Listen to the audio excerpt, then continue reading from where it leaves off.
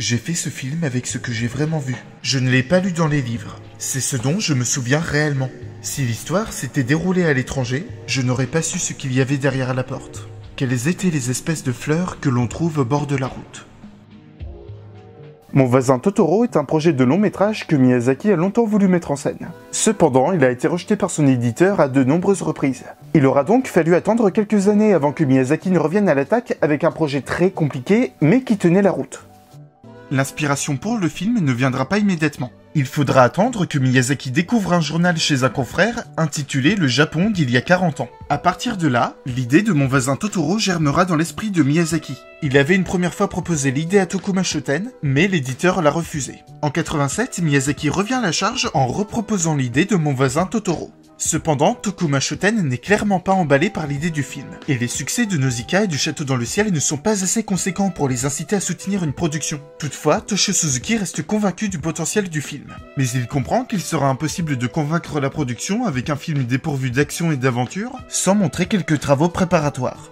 Pour les convaincre, Suzuki expliquera à Miyazaki qu'ils devront trouver un artiste pour présenter des concept art, voire réaliser une scène marquante de l'œuvre. Mais l'idée est irréalisable sans argent supplémentaire. C'est alors que Toshio Suzuki a une idée. Isao Takahata, dont le projet d'adaptation de la nouvelle de la tombe des Lucioles ayant été rejeté par Tokuma Shoten, décide donc de démarcher un autre éditeur, la maison d'édition Shinchosa. Bien que le projet semble très coûteux, l'ambition de Shinchosa fait qu'il sera d'accord pour produire le tombeau des Lucioles, ce qui permettra ensuite à Toshio Suzuki de mettre en place son idée pour Mon voisin Totoro. En raison du caractère historique du tombeau des Lucioles, il est donc logique que de nombreux groupes scolaires viendront voir le film, ce qui permettra de proposer au jeune public le visionnage d'un second film, Mon voisin Totoro. Pour cela, il suffira d'inclure la projection de Mon voisin Totoro dans le même billet de cinéma que le tombeau des Lucioles. Mais pour ça, il faudra que les deux films sortent simultanément.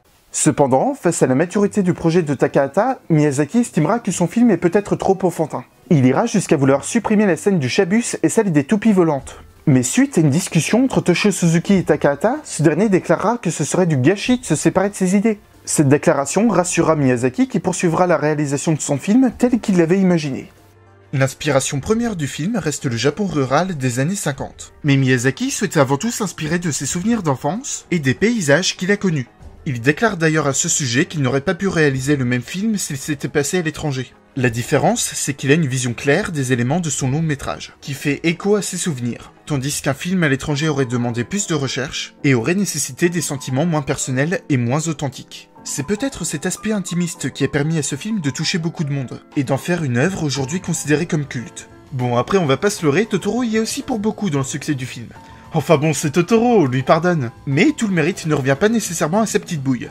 En revenant à l'inspiration du film, pour renforcer son authenticité, Miyazaki a demandé à ses animateurs et au directeur artistique de se promener tout simplement dans des paysages campagnards japonais et d'y faire des photos de repérage. Il leur demandera ensuite de jouer sur leur ressenti par rapport à cette promenade lorsqu'ils travailleront sur le film. Certains ont d'ailleurs comparé les inspirations de Mon voisin Totoro avec Alice au Pays des Merveilles.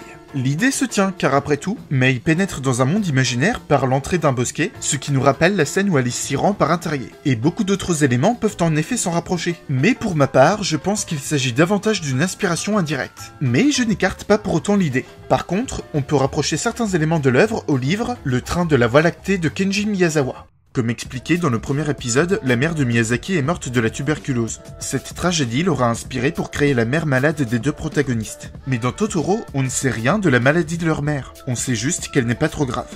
Pour Miyazaki, Totoro et les esprits qui l'accompagnent représentent des esprits de transition entre le Japon traditionnel et le Japon moderne. Comme dans Le Château dans le ciel, le but de Miyazaki n'y est pas de rejeter la modernité au prix de la nature, mais bien de représenter une nature pouvant vivre avec la modernité. Mais pour revenir à la production de Mon voisin Totoro, sa réalisation finit par prendre des directions opposées au tombeau des Lucioles.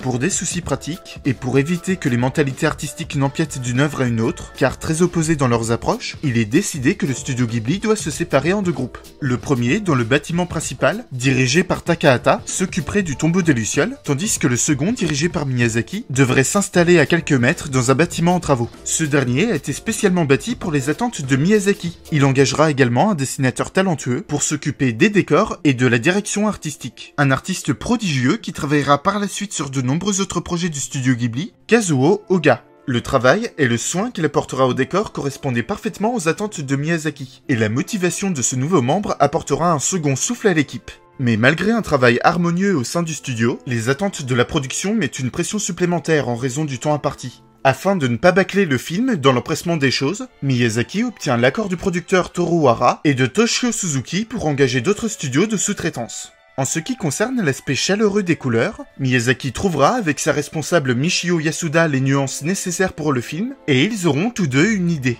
Habituellement, en animation traditionnelle, on utilise un carbone noir pour les contours et l'harmonisation des couleurs. Mais Miyazaki choisit cette fois d'utiliser un carbone marron, certes plus cher que le noir, mais qui permet un aspect plus chaleureux des dessins et des couleurs sur celluloïd. Cela permettait également de renforcer les contrastes entre les personnages et les nombreux décors sombres du film. L'idée plaira tellement au studio qu'elle sera également gardée pour le tombeau des Lucioles.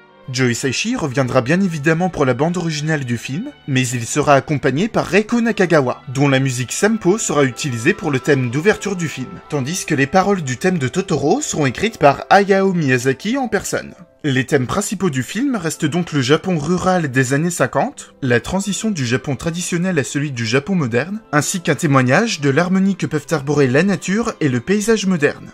Miyazaki déclara pourtant qu'il n'avait pas d'intention réelle en réalisant ce film et qu'il l'a fait par sentiment et non pas par réelle nostalgie d'une époque. Il dira tout de même qu'il espérait qu'après avoir vu ce film, les enfants resteraient attentifs et curieux vis-à-vis de la nature qui les entoure. Après, il existe une théorie de fans comme quoi Totoro serait un esprit des morts guidant les âmes des petites filles mortes vers l'autre monde. Mais Miyazaki n'a jamais validé cette théorie. Après, libre à chacun d'en penser ce qu'on veut, mais je n'en suis pas spécialement convaincu. Enfin, durant les derniers jours de réalisation, sur la demande d'Isao Takahata, une petite équipe d'animatrices du tombeau des Lucioles viendra prêter main forte à l'équipe de Totoro. Elles aideront principalement à la finition des celluloïdes et le directeur de l'animation dans sa validation des intervalles et des celluloïdes clés. Le film sera finalisé après 1 an de travaux intensifs et sera diffusé en salle en avril 88. Le succès est mitigé mais encourageant durant sa première année, mais au fil du temps, le film gagnera progressivement en estime, au point que le studio signera une marque de produits dérivés en 90, dont une large gamme de peluches. Il sera ensuite exploité à l'étranger à partir de 93, ce qui contribuera en partie à son succès, jusqu'à ce qu'au fil des années, Mon voisin Totoro soit désigné comme un chef-d'œuvre de l'animation japonaise. De son côté, Le tombeau des Lucioles, qui sortait simultanément avec Mon voisin Totoro, aura également droit à un grand succès qui ne cessera de croître d'année en année. Le film s'était concentré sur certaines idées de Miyazaki, en particulier celle d'utiliser un carbone marron, mais il utilisera occasionnellement le carbone noir traditionnel pour certaines scènes, en particulier pour l'aspect sombre qu'elle cherchait à transmettre. Il se voulait avant tout un film antimilitariste qui dénonçait l'horreur de la guerre et l'égoïsme qui peut hanter certaines personnes dans une forme de paranoïa de la guerre. Le souci du détail et les symboliques des plans du tombeau des Lucioles sont saisissants. Il était appuyé par le traumatisme qu'Isao Takahata avait lui-même connu dans sa jeunesse, car il a connu la guerre et l'horreur de la fuite des bombardements. Le film se veut très authentique, et le nombre d'images crues marque ici la grande différence entre la mise en scène de Miyazaki, simple, efficace et très imagée, mais avec un style bien défini, et celle de Takahata, plus polyvalente et plus authentique, et qui privilégiera les images poignantes. Personnellement, le premier visionnage du tombeau des Lucioles m'a vraiment marqué étant enfant, et je le considère toujours comme un véritable chef-d'œuvre. Mais avec le recul, je me rends compte qu'il était parfois peut-être trop cru là où ce n'était pas forcément nécessaire. En effet, certaines images permettaient d'appuyer le propos qui était de dénoncer l'horreur de la guerre, la véritable guerre. Mais à l'image d'un cannibale holocauste, je trouvais qu'il en faisait parfois trop, au point que certaines images, comme les vers dans la dépouille de la mer, ou encore le dos d'une petite fille ravagée par la maladie, étaient peut-être trop pesants pour vraiment faire dans la subtilité. En effet, cela donne une image plus authentique des faits, mais l'animation permet d'appuyer de manière plus imagée et moins violente ce genre de choses. Je ne dis pas ça pour l'animation en général, je parle de ce choix pour un film du studio Ghibli, mais surtout pour un film pour enfants. Néanmoins, c'est peut-être ce qui fait la force du tombeau des Lucioles. Que je l'approuve ou non, il donne une image viscérale et variée de la guerre qu'a connue Isao Takahata. Et c'est quelque part l'image qui convenait le mieux pour retransmettre le traumatisme qu'il a connu. Et pour le coup, oui, ça marche. On ressent véritablement toute la violence, toute la cruauté que les protagonistes ont dû endurer. Et ça en devient presque physique. Au final, on peut dire que c'est cette coopération entre ces deux films qui leur ont permis directement et indirectement d'obtenir le franc succès qu'ils ont connu. D'une certaine manière, ce sont ces deux films qui ont permis à Ghibli d'obtenir l'estime que l'on connaît aujourd'hui. C'était un pari risqué, peut-être même plus que Nausicaa et le château dans le ciel, mais c'est ce coup de maître qui leur ont permis de poursuivre leur projet.